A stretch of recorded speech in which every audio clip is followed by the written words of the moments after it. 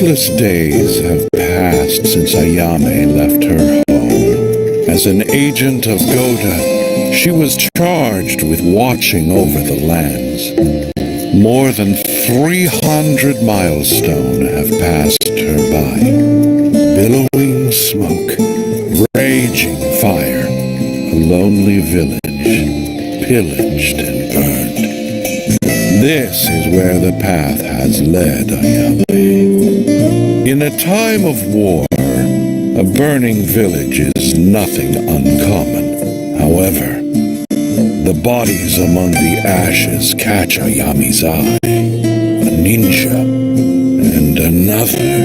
and another. Intuition, or just a hunch? Without knowing why, she is overcome with a sense of urgency. Ayame rushes into the village. Homes and fields destroyed. A hole in her heart. Naught is left but a charred shell. The flames burn her eyes and lap at the sky. Looking skyward, soot touches her face, a reminder of her loss. The skies slowly drift into a deep black as the flames die. The girl can only stand quietly and watch the darkening sky. Her face streaked by tears, she swears an oath of vengeance. But first, she must bid farewell to her loved ones. For now, she can only wait for them. Stones borrowed and stacked atop each other. 20 stones found and stacked up high. 10 to leave upon the journey and 20 to return. The colored stones on left and right signify a promise to Kiku. The promise to Kiku is fulfilled, but not all is well. A dark shadow crosses the path. The shadow must be dispelled, or the sun cannot shine. Without the sun, Kiku's smile is lost in darkness. The pursuit of vengeance has led to the land of Iwatsu, but strength has failed, and eyes are closed in despair. Just then, a voice rang out. It called for hope, for vengeance. The voice belonged to the leader of a group of assassins. She protects the people of Iwatsu from injustice. Work must be done to repay the debt to her, but the desire for vengeance is far from forgotten. The thirst for revenge grows each night as dreams grow darker. I am an assassin. I am Rin of the Benya. Juzo of the Kuroya has escaped to Bogetsu Cave, but another lurks within, a samurai turned bandit. A warrior's pride does little to slake hunger. Rumors hint that he has ties to Juzo. After a stealthy pursuit, she has found her prey. But suddenly, a shadow steals the kill. It dawns upon her. She knows this shadow. A ninja, once an opponent. The Kunoichi from the burning village.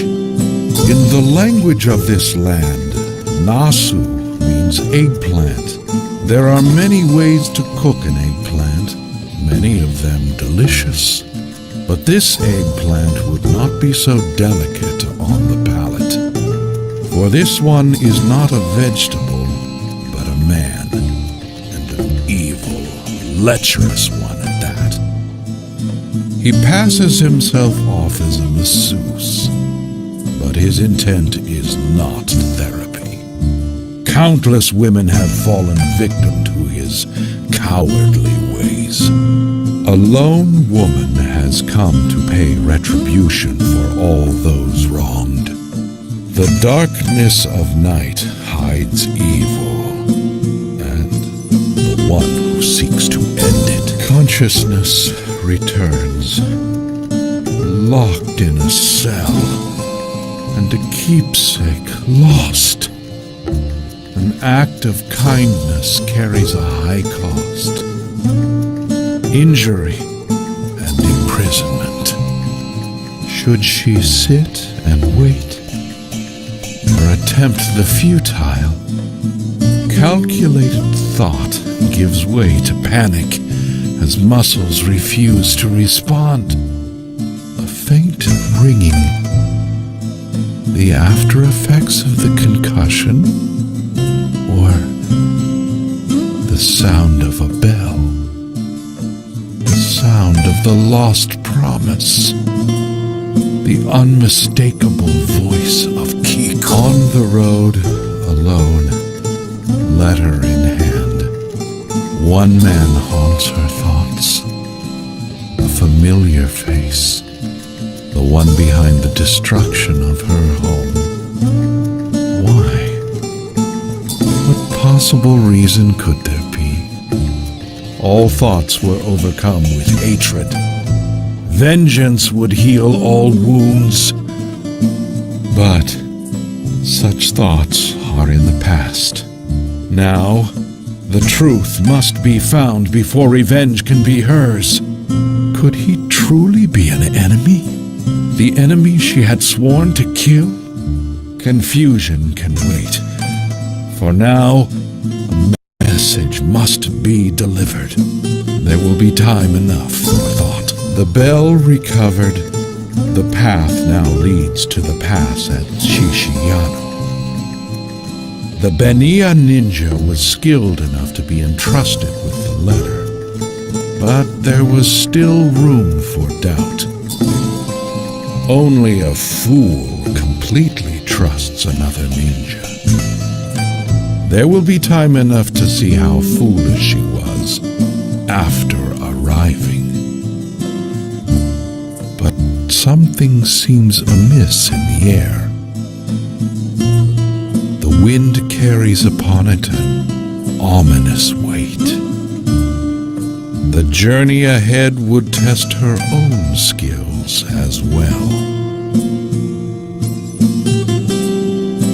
The Kuroya seemed unstoppable. With Kichigoro gone, the Benya's numbers dwindle. But something must be done, or soon the Benya would be no more. Calling for help injures pride, but there is more at stake.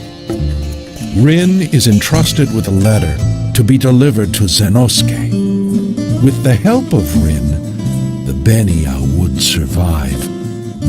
But now, the girl is plagued by doubt.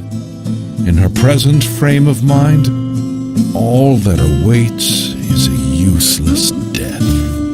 All they need is time.